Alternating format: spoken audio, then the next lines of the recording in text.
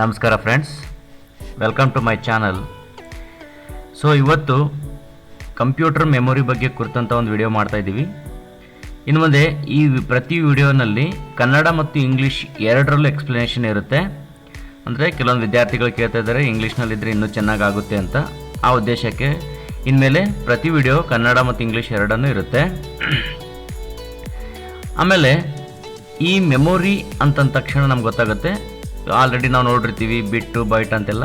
ಆ ಕುರಿತಾಗಿ ಅದಕ್ಕಿಂತ ಮುಂಚೆ ನಾವೇನು ಮಾಡೋಣ ಅಂತಂದರೆ ಮೆಮೊರಿಗಳ ಬಗ್ಗೆ ಒಂದು ಸ್ವಲ್ಪ ತಿಳ್ಕೊಂಬೇಡೋಣ ಅಂತ ಈ ವಿಡಿಯೋ ಪ್ರಾರಂಭ ಮಾಡೋಣ ಅಂತ. ವಿಡಿಯೋ ಪ್ರಾರಂಭ ಮಾಡೋಕ್ಕಿಂತ ಮುಂಚೆ ನೀವು ಇದೇ ಮೊದಲ ಬಾರಿಗೆ ನಮ್ಮ ವಿಡಿಯೋ ನೋಡ್ತಾ ಇದ್ದರೆ ನಮ್ಮ ಚಾನಲ್ಗೆ ಸಬ್ಸ್ಕ್ರೈಬರ್ ಆಗಿರಿ, ಬೆಲ್ ಐಕನ್ನ ಕ್ಲಿಕ್ ಮಾಡಿ ನೋಟಿಫೈ ಆಗಿರ್ರಿ, ಹಾಗೂ ವಿಡಿಯೋ ಇಷ್ಟ ಆದರೆ ಒಂದು ಲೈಕ್ ಕೊಡಿ, ಆಮೇಲೆ ನಿಮ್ಮ ಫ್ರೆಂಡ್ಸ್ಗೆಲ್ಲರಿಗೂ ಶೇರ್ ಮಾಡಿ ಅಂತ ಹೇಳ್ತಾ ಇವತ್ತಿನ ವಿಡಿಯೋ ಪ್ರಾರಂಭ ಮಾಡೋಣ ಅಂತ. ಸೊ ಮೊದಲಿಗೆ ಮೆಮೊರಿ ಯೂನಿಟ್ ಆ್ಯಂಡ್ ಡಿವೈಸಸ್ ಬಗ್ಗೆ ತಿಳ್ಕೊಂಬೇಡೋಣ ಅಂತ. ಅಂದರೆ ಸಂಗ್ರಹಣಾ ಘಟಕ ಮತ್ತು ಭಾಗಗಳಂತ ಹೇಳ್ತೀವಿ. ಇಲ್ಲಿ ಅಂಕಿಅಂಶಗಳು ಮತ್ತು ಸೂಚನೆಗಳನ್ನು ಕಂಪ್ಯೂಟರ್ ಸಂಗ್ರಹಿಸಿಡುತ್ತದೆ. ಇಂತಹ ಘಟಕಕ್ಕೆ ಸಂಗ್ರಹಣಾ ಘಟಕ ಎಂದು ಹೇಳುತ್ತೇವೆ. ಸಂಗ್ರಹಣಾ ಘಟಕದಲ್ಲಿ ಮುಖ್ಯವಾಗಿ ಎರಡು ರೀತಿಯ ಘಟಕಗಳಿರ್ತವೆ. ಅದು ಯಾವ್ಯಾವ ಅಂತಂದರೆ, ಒಂದನೇದು ಪ್ರಾಥಮಿಕ ಅಂತ ಹೇಳ್ತೀವಿ. ಈ ಪ್ರಾಥಮಿಕ ಅನ್ನೋದಕ್ಕೆ ಏನಂತ ಹೇಳ್ತೀವಿ ಅಂದರೆ ಆಂತರಿಕ ಅಂತಲೂ ಕರಿತೀವಿ. ಎರಡನೇದು ದ್ವಿತೀಯ, ಅದನ್ನು ಬಾಹ್ಯ ಅಂತಲೂ ಕರಿತೀವಿ. ಈ ಥರದ ಎರಡು ಘಟಕಗಳಿರ್ತವೆ.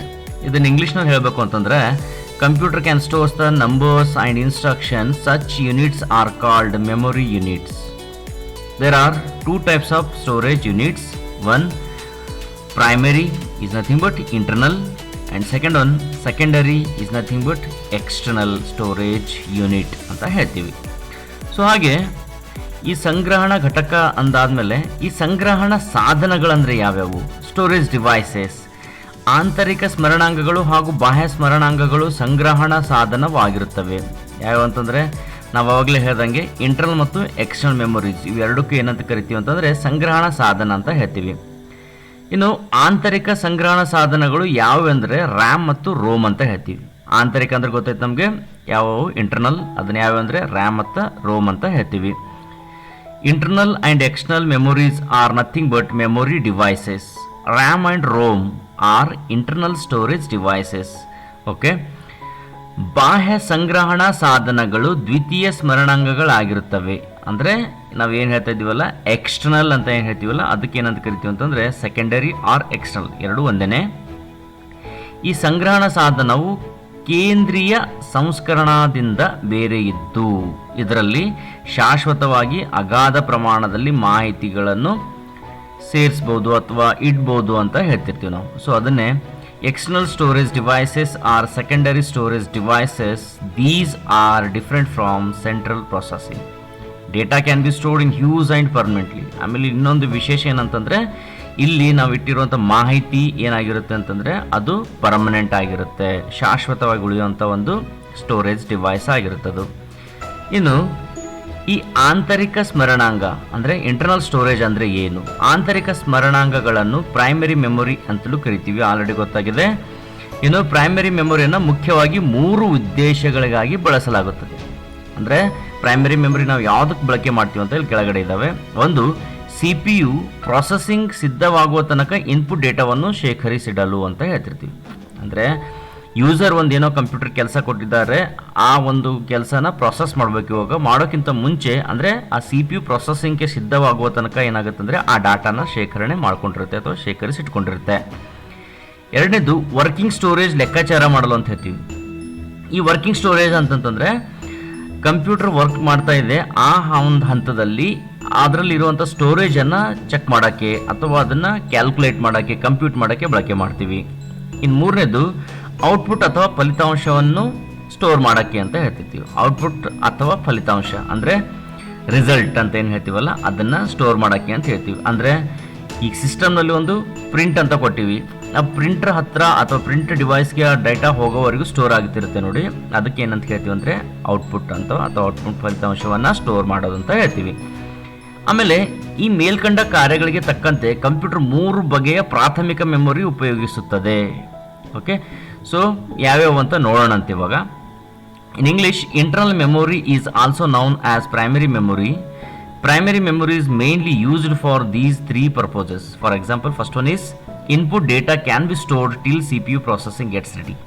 So whenever the user send a task to the system can gets ready to process it till the time the data, that input data can be stored. Second one, to compute the working storage. While computer is working, in that time we need to maintain the storage or calculate.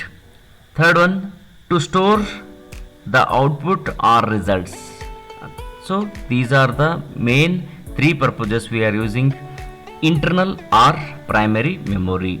Computer can be used in three different work its primary memory as per above mentioned task, and those are ಯಾವ್ಯಾವ ಅಂತಂದರೆ, ಒಂದು random access memory ಅಂತ ಹೇಳ್ತೀವಿ, ಎರಡನೇದು read only memory ಅಂತ ಹೇಳ್ತೀವಿ, ಇನ್ನು ಮೂರನೇದು ಕ್ಯಾಶೆ ಮೆಮೊರಿ ಅಂತ ಹೇಳ್ತೀವಿ. ಸೊ ಪ್ರತಿಯೊಂದನ್ನು ನೋಡ್ಕೊಂಬರೋಣ ಅಂತ. ಇವಾಗ ಈ ರ್ಯಾಂಡಮ್ ಆಕ್ಸೆಸ್ ಮೆಮೊರಿ ಅಂತಂದರೆ ಏನಾಗುತ್ತಂದರೆ, ಕಂಪ್ಯೂಟರ್ ಕೆಲಸ ಮಾಡುವಾಗ ಪ್ರೋಗ್ರಾಮ್ ಮತ್ತು ಅವುಗಳ ದತ್ತಾಂಶವನ್ನು ಸಂಗ್ರಹಿಸಿಕೊಳ್ಳುವ ಜಾಗ.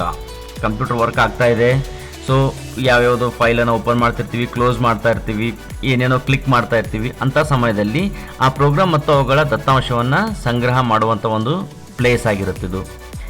ಆಮೇಲೆ ಈ ಒಂದು ರ್ಯಾಂಡಮ್ ಆಕ್ಸೆಸ್ ಮೆಮೊರಿನಲ್ಲಿ ಇರುವಂಥ ದತ್ತಾಂಶ ಅಥವಾ ಮೆಮೊರಿಯನ್ನು ಬೇಕಾದಂತೆ ಅಂದರೆ ನಾವು ಓದ್ಬೋದು ಅಥವಾ ಅದನ್ನು ಎಡಿಟ್ ಅಂದರೆ ಬದಲಾಯಿಸ್ಬೋದು. ಆಮೇಲೆ ಇದನ್ನು ವೋಲಟೈಲ್ ಮೆಮೊರಿ ಅಂತಲೂ ಕರಿತೀವಿ. ಯಾಕಂತಂದರೆ ಇದು ಕ್ಷಣಿಕ, ಸ್ವಲ್ಪ ಹೊತ್ತಿಗಷ್ಟೇ ಅದನ್ನು ಸ್ಟೋರ್ ಮಾಡುವಂಥ ಒಂದು ಕೆಪಾಸಿಟಿ ಅದಕ್ಕಿರುತ್ತೆ, ಹೀಗಾಗಿ ಅದನ್ನು ವೋಲಟೈಲ್ ಅಂತ ಹೇಳ್ತಿರ್ತೀವಿ. ಆಮೇಲೆ ಒಂದು ಬಾರಿ ಏನಾದರೂ ಕಂಪ್ಯೂಟರ್ ಆಪ್ರೇಟ್ ಮಾಡ್ತಿರ್ತೀವಲ್ಲ, ಅವಾಗ ಅದರಲ್ಲಿ ಮೆಮೊರಿ ಇರುತ್ತೆ. ಒಂದು ವೇಳೆ ಕಂಪ್ಯೂಟರ್ ಆಫ್ ಆಯಿತು ಅಂತಂದರೆ ಅದರಲ್ಲಿರುವಂಥ ಮಾಹಿತಿ ಏನಾಗಿರುತ್ತೆ ಅಂತಂದರೆ ಅದು ಅಳಿಸಿ ಹೋಗುತ್ತೆ ಅಂತ ಹೇಳ್ತೀವಿ, ಅಥವಾ ಮಾಸಿ ಹೋಗೋದು ಈಸ್ ನಥಿಂಗ್ ಬಟ್ ಎರೇಜ್ ಅಂತ ಹೇಳ್ತೀವಿ. ಆಮೇಲೆ ಯಾವುದೇ ಒಂದು ಸಿಸ್ಟಮ್ನಲ್ಲಿ ಎಷ್ಟು ಹೆಚ್ಚಿಗೆ ರ್ಯಾಮ್ ಇರುತ್ತೋ, ಓಕೆ, ಸೊ ರ್ಯಾಮ್ ಯಾವುದೇ ಒಂದು ಸಿಸ್ಟಮ್ನಲ್ಲಿ ಹೆಚ್ಚಿಗಿರುತ್ತೋ ಅಲ್ಲಿ ಪ್ರೊಸೆಸಿಂಗ್ ಅಂತ ಹೇಳ್ತೀವಿ, ಅಥವಾ ಸಂಸ್ಕರಿಸುವ ಅಂತ ಕನ್ನಡದಲ್ಲಿ ಹೇಳ್ತೀವಿ. ಅದು ಏನಾಗಿರುತ್ತೆ ಅಂದರೆ ಜಾಸ್ತಿ ಇರುತ್ತೆ, ಅಂದರೆ ಹೆಚ್ಚಿಗಿರುತ್ತೆ ಅಂತ ಹೇಳ್ಬೋದು ನಾವಿಲ್ಲಿ. ಓಕೆ, ಸೊ ಆಮೇಲೆ ಈ ಒಂದು ರ್ಯಾಂಡಮ್ ಆಕ್ಸೆಸ್ ಮೆಮೊರಿ ಹೆಂಗೆ ಅವೈಲೇಬಲ್ ಇರುತ್ತೆ ಮಾರ್ಕೆಟ್ನಲ್ಲಿ ಅಂತಂದರೆ 4 MB, 16 MB, 32 MB, 128 MB, ಅಂದರೆ ಒಂದು 4ರ ಗುಣಾಕಾರದಲ್ಲಿರುವಂಥ ಥರ ಇದ್ದಿರುತ್ತೆ ಇದನ್ನು. ಇನ್ನು ಇಂಗ್ಲೀಷ್ನಲ್ಲಿ ಹೇಳಬೇಕಂದ್ರೆ, random access memory can be stored the program and its data when the computer is working. This memory can be read and changed. So already ನಾವು ಹೇಳ್ದಂಗೆ can be changed and read. It is called volatile memory because it is very short time memory. It stores very short time.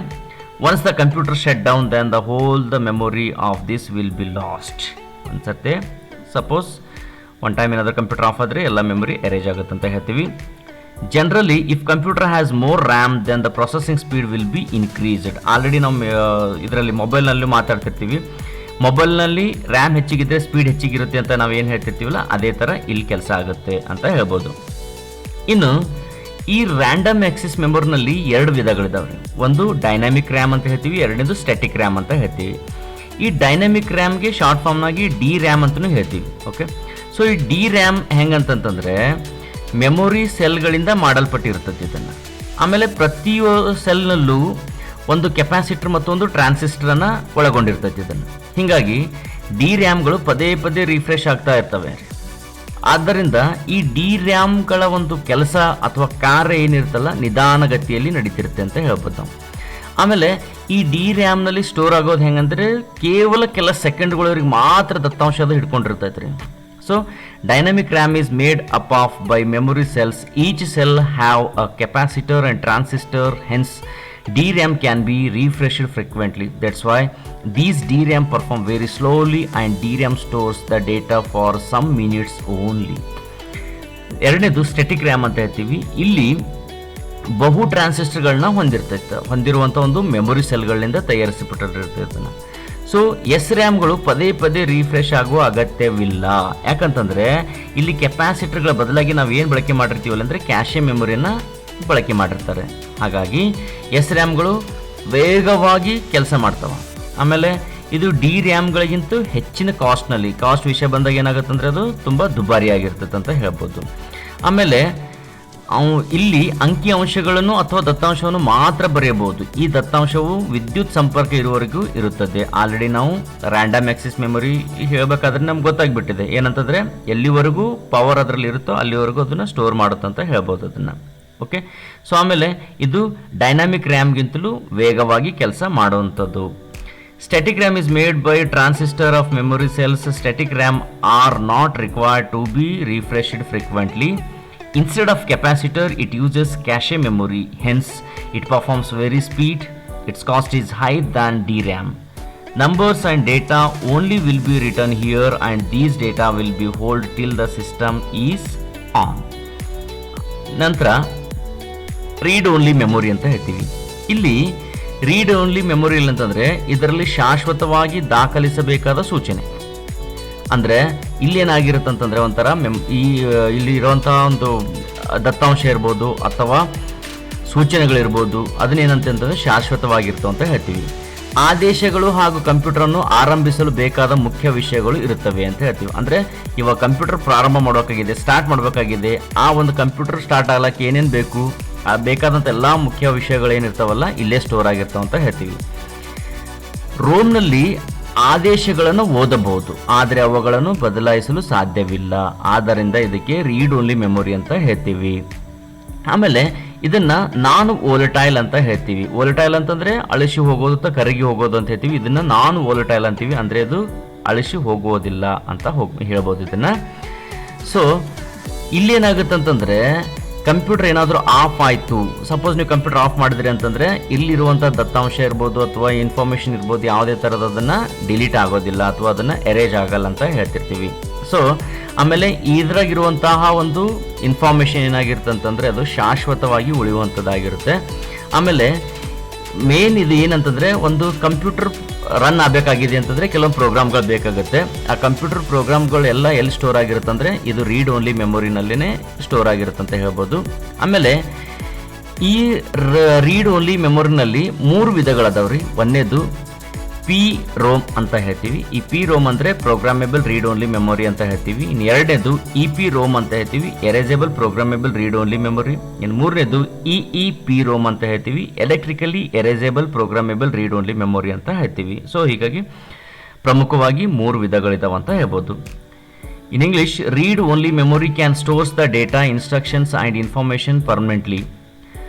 The instructions which are stored in the ROM, we can read them only. We can't alter them because in random access memory, there will be some little bit changes are there. These memories are called non-volatile. If system gets shut down, then also data will not be erased. System related programs will be stored in read-only memory only. There are 3 types of read-only memory as below. PROM is nothing but programmable read-only memory. EPROM, erasable programmable read-only memory. And third one is EEPROM, electrically erasable programmable read-only memory ಅಂತ ಹೇಳ್ಬೋದು. ಕೊನೆಯದಾಗಿ ಕ್ಯಾಶೆ memory. ಈ ಕ್ಯಾಶೆ memory ಅಂತಂದ್ರೆ ಎಲ್ಲಿ ಅಂತಂದರೆ ಇದು ಕಂಪ್ಯೂಟರ್ನ CPU-ನಲ್ಲಿ ತೀವ್ರ ಗತಿಯಲ್ಲಿ ಕೆಲಸ ಮಾಡುವ ಒಂದು ಉಪಕರಣ ಅಷ್ಟೇ. ಇದು ಕಂಪ್ಯೂಟರ್ನಲ್ಲಿ ಪ್ರೊಸೆಸರ್ ಮತ್ತು ರ್ಯಾಮ್ಗಳ ಮಧ್ಯೆ ಕಾರ್ಯನಿರ್ವಹಿಸುತ್ತದೆ ಅಂತ ಹೇಳ್ತೀವಿ. ಸೊ ಫ್ರೆಂಡ್ಸ್, ದಯವಿಟ್ಟು ಈ ಪಾಯಿಂಟ್ ಒಂದು ನೆನ್ಪಿಟ್ಕೊಂಡ್ಬಿಡ್ರಿ, ಯಾಕಂದರೆ ಹಲವಾರು ಒಂದು ಕಾಂಪಿಟೇಟಿವ್ ಎಕ್ಸಾಮ್ನಲ್ಲಿ ಇದನ್ನು ಕೇಳಿದ್ದಾರೆ. ಏನಂತಂದರೆ ಕ್ಯಾಶೆ ಮೆಮೊರಿ ಎಲ್ಲಿರುತ್ತೆ ಅಂತ ಕೇಳಿದ್ದಾರೆ. ಸೊ ಒಂದು ನೆನಪಿರಲಿ, ಪಕ್ಕ ಪ್ರೊಸೆಸರ್ ಮತ್ತು ರ್ಯಾಮ್ಗಳ ಮಧ್ಯೆ ಅದು ಇರುತ್ತೆ ಅಂತ ಹೇಳ್ಬೋದು. ಆಮೇಲೆ ಇದು ಕಂಪ್ಯೂಟರ್ನ ಪರ್ಫಾರ್ಮೆನ್ಸ್ ಏನಂದರೆ ಹೆಚ್ಚಿಸ್ತಾ ಇರುತ್ತದೆ. So cache memory is located in CPU. It is a ಲೆವೆಲಿ performing equipment in CPU. It works between processor and RAM ಅಂತ ಹೇಳ್ಬೋದು.